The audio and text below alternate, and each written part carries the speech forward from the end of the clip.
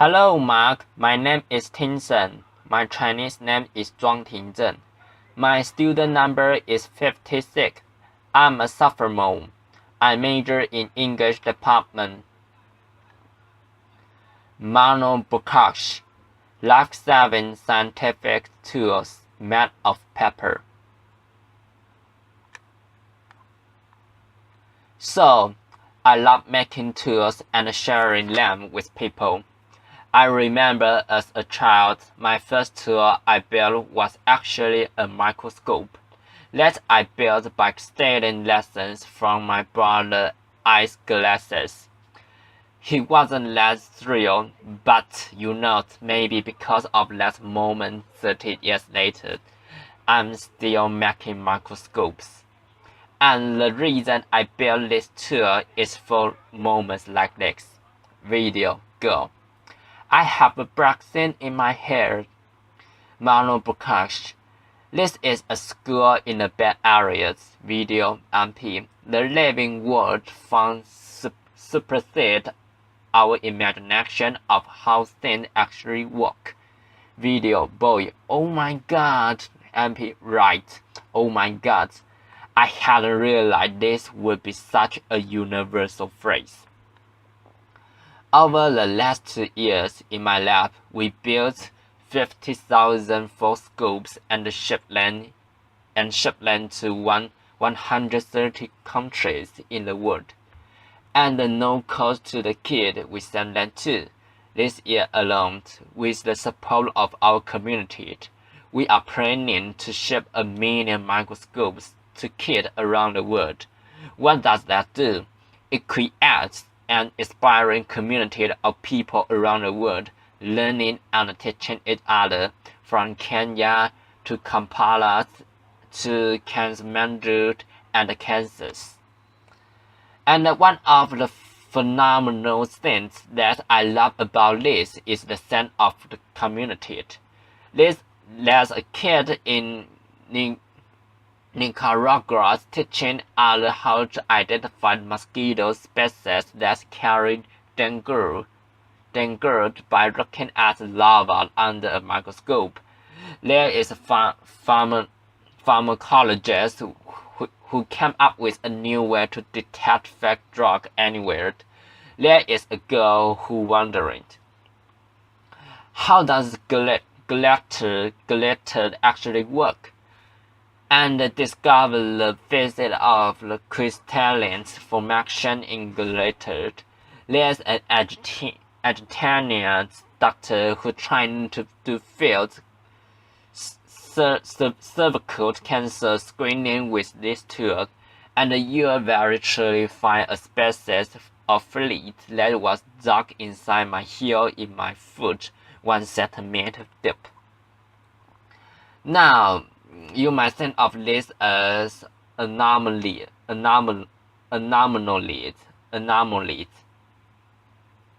But there is a method to this madness. I call this frugal science. The idea of sharing the experience of science and not just the information. To remind you, there are 1 billion people on this planet who live with absolutely no infrastructure, no road, no electricity, and thus no healthcare. Also, there are 1 billion kids. There are 1 billion kids on this planet that live in poverty. How are we supposed to inspire them for the next generation of solution makers? There are healthcare workers that we put on line to fight infectious disease to protect us with absolute bare minimum tools and resources. So, as a lab at Stanford, I think of this from a context of frugal science and building solutions for these communities. Often we think about being able to do diagnosis under a tree of grit. I will tell you 2 examples today of a new tool. One of them started in Uganda in 2013 on a field trip to detect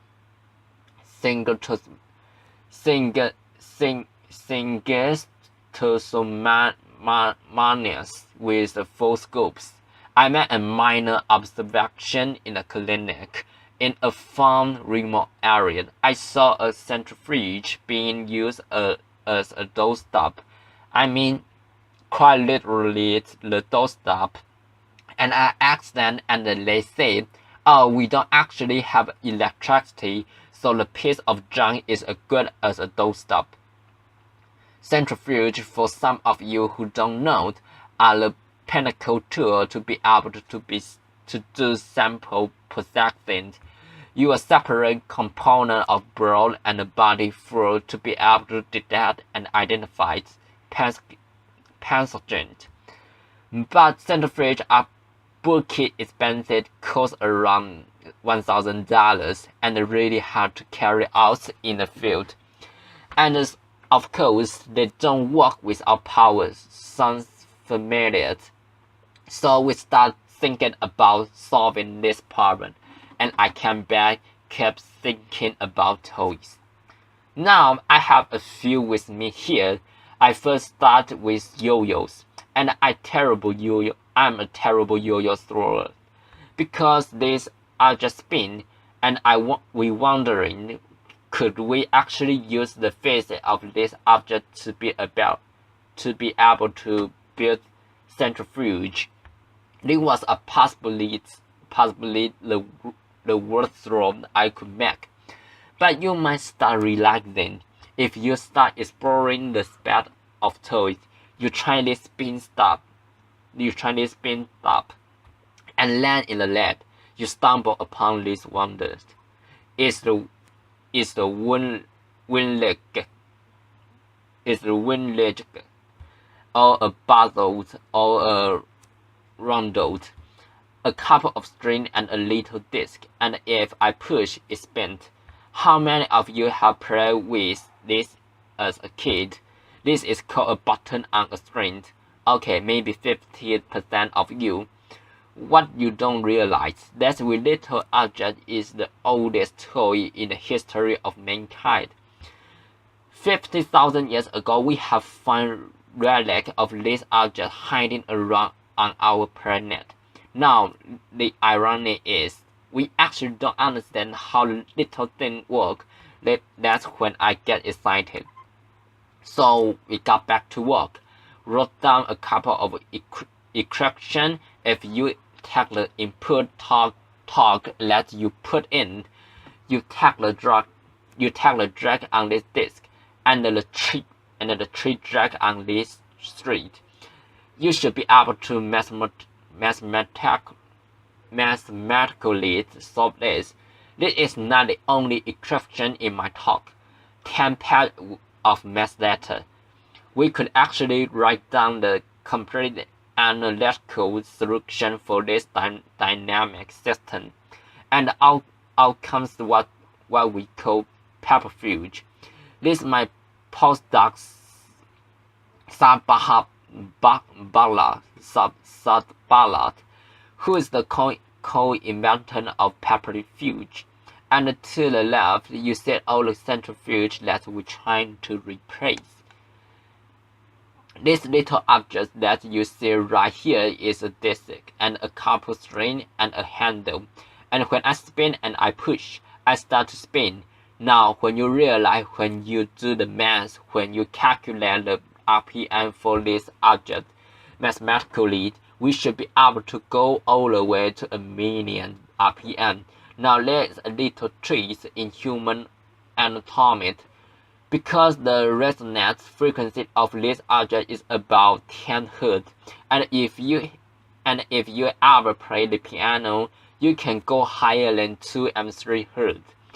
The maximum speed we have been able to achieve with this object is not 10,000 RPM, not 50,000 RPM, 120,000 RPM. This equal to 30,000 G-forces. If I was to stick you right here and I have it spinned, you would think about the types of forces you would experience. One of the factors of a tool like this is be able to do diagnosis with this. So I'm going to do a quick demo here where there is a moment where I'm going to make a little finger prick and a tiny drop of blood is going to come up. If you don't like blood, you don't have to look at it. Here is a little lancet. These lancets are available everywhere, complete past it. And if I have a breakfast today, that didn't hurt at all. Okay, I take a little capillary with a drop of blood. Now this drop of the blood has entered. That's why I'm interested in it. It might actually tell me whether I have malaria right now or not. I take a little capillary. And you said that start weekend end. I'm going to draw a little more blood. And that's good enough for right now. Now I just seal this capillary by putting it in crate. And now let's seal the sample. We are going to take the sample mounted in on paperfuge, a little piece of tape to make a seal cavity. So now the sample is completely enclosed. And we are ready to force spin and push in and pulling with this object. I'm going to roll this up and you see the object starts spinning unlike a regular centrifuge. This is a counter rotating centrifuge. It goes back and forth, and now I'm charging it up, and you see it built momentum, and now I don't know if you can hear this. 30 seconds of this, and I should be able to separate all the blood cells with the plasma, and the ratio of lost blood cells to plasma. Applause. Already, if you right here, if you focus on this, you should be able to set a separate value of the blood and plasma, and the ratio of that actually tells me whether I might be anemic. One of the aspects of this is we build many types of paperfuge. This one allows us to identify melanoma parasite by running them for a little longer, and we can identify melanoma parasites that are in the blood that we can separate out and detect with something like a centrifuge. Another version of this allows me to separate nucleic acid to be able to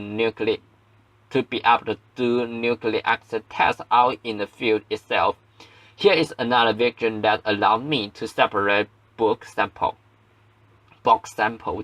And then finally something new that we have been working on to be able to implement the entire multiplex text on an object like this. So where you do the sample preparation and the chemistry in the same object. Now that's all good, but when you start thinking about this, you have to share this tool with people. And one of the things we did is we just got back from Madagascar. That is what clinical trial for malaria look like. Laughter. You can do this while have coffee, but most importantly, that is a village 6 hours from any road. We are in a room with one of the senior members of a community and a healthcare worker. It really is this portion of the work and excites me the most. Let's smile. To be able to share smile but powerful tools with people around the world. Now I forgot to tell you this. That all of that cost me 20 cents to make. Okay, in the negative time I have left, I tell you about the most recent leftist invention from our lab. Is called about the idea that all of you could help us fight mosquito. You could all help us check our enemies. These are enemies because they are cause malaria, Zika, chikungunya,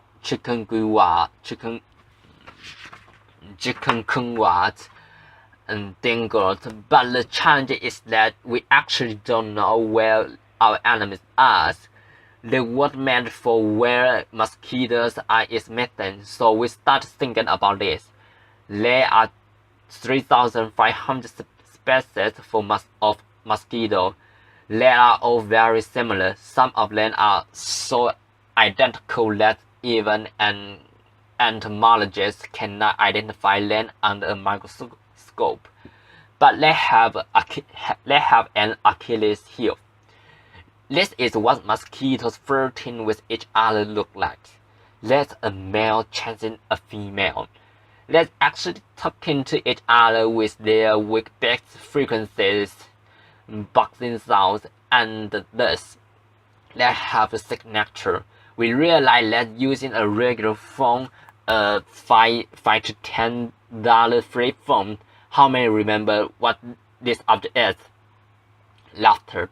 We can recall this acoustic signature from mosquito.